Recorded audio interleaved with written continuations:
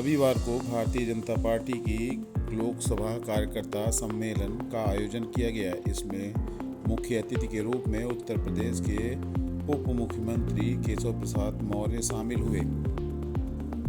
UP के उप मुख्यमंत्री केशव प्रसाद मौर्य का कार्यकर्ताओं ने जोरदार स्वागत किया।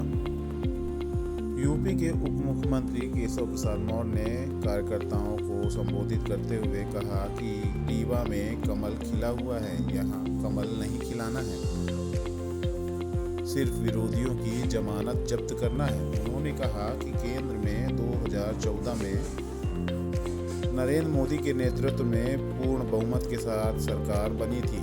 जैसा माहौल 2014-2019 में था, उससे भी 1000 गुना ज़्यादा माहौल इस मर्तबा बना हुआ है। देश राममय और मोदीमय है। उन्होंने कहा कि रीवा में कुछ कहने को शब्द नहीं है, यहाँ हर बूथ पर कमल खिला हुआ है। उन्होंने कहा कि इस बार भाजपा को 370 प्लस के आगे ले जाना है।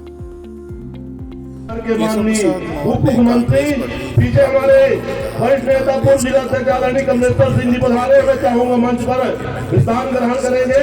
आदरणीय कमलेश्वर सिंह जी, आदरणीय रमेश करक जी। उन्होंने कहा कि कांग्रेस भ्रष्टाचार की भी अम्मा है, इसे भी जड़ से मिटाना है। कमल का फूल खिलाना है, 370 के पार भाजपा को ले जाना है।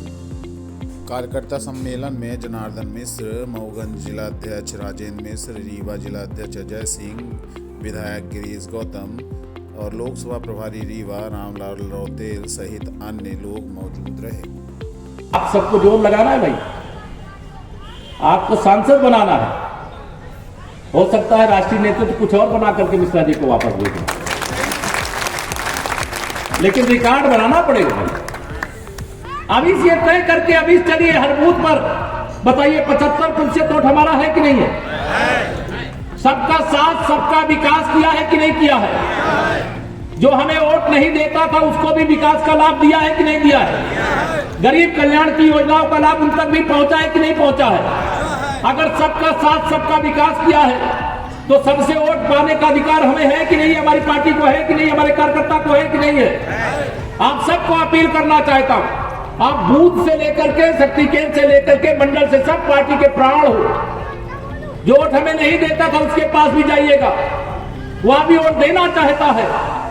जैसा माहौल 2014 में और जैसा माहौल 2019 में, उससे मतलब 1000 गुना अच्छा माहौल 2024 में।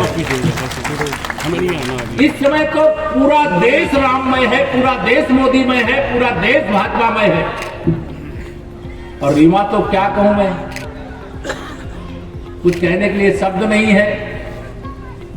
यहां जिस बूथ पर देखो उस बूथ पर कमल बड़े अंतर से खिला हुआ नजर आ रहा है। इसलिए मैं यूपी में नारा लगाता था 2014-17 में कि 100% वोट में से 60% वोट हमारा, 40% में बंटवारा है और बंटवारे में भी हमारा है। लेकिन मैं रीवा लोकसभा के अपने कार्यकर्ता साथियों के साथ ये नारा दोहरा सकता हूं पूरे विश्वास के साथ कि 100% में से 75% हमारा है, 25% में बंटवारा है और बंटवारे में भी हमारा। कांग्रेस का कोई टिकट लेना चाहता है? बताओ, लेना चाहता है? और ये केवल बेहाल केवल मध्य प्रदेश में नहीं है, इससे भी बुरा हाल उत्तर प्रदेश में है। 2019 में एक सीट यहां छिंदवाड़ा वाली कांग्रेस जीत गई थी और उत्तर प्रदेश में भी एक रायबरेली जीत गई थी। इस बार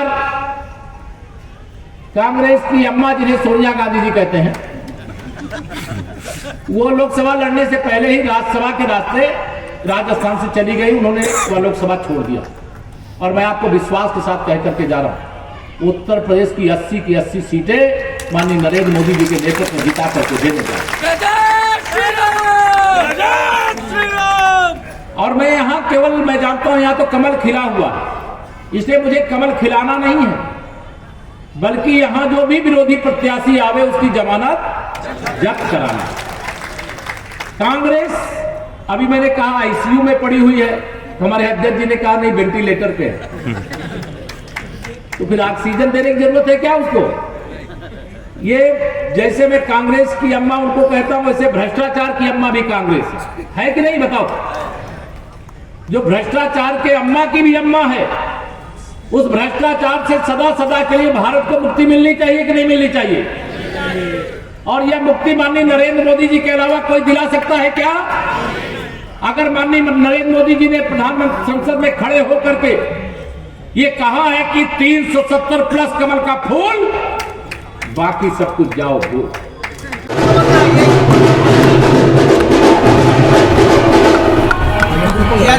भारतीय जनता पार्टी मध्य प्रदेश की 29, उत्तर प्रदेश की 80, देश में 370 कमल के फूल और 400 से अधिक एनडीए की जीत होगी। पूरा देश मोदी में है, पूरा देश राम में है, पूरा देश भाजपा में है, पूरा देश कमल के फूल में है। विरोधी हताशा निराशा में डूबे हुए हैं और कांग्रेस को देश ने नकार दिया है।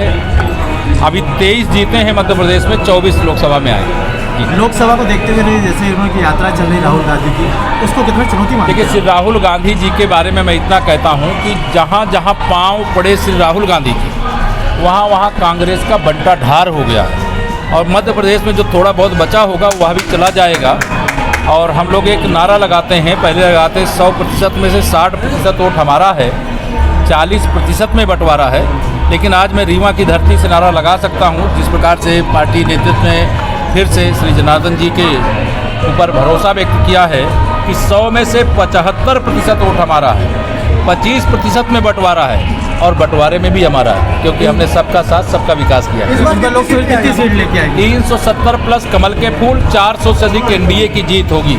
जो मोदी जी कहते हैं वो देश की जनता उसके लिए संकल्पबद्ध होकर के लग जाती है। लोकसभा की क्या रणनीति रहेगी इस बार? लोकसभा की रणनीति कांग्रेस मुक्त भारत बनाने का, भ्रष्टाचार मुक्त भारत बनाने का, गरीबी से मुक्त भारत बनाने का।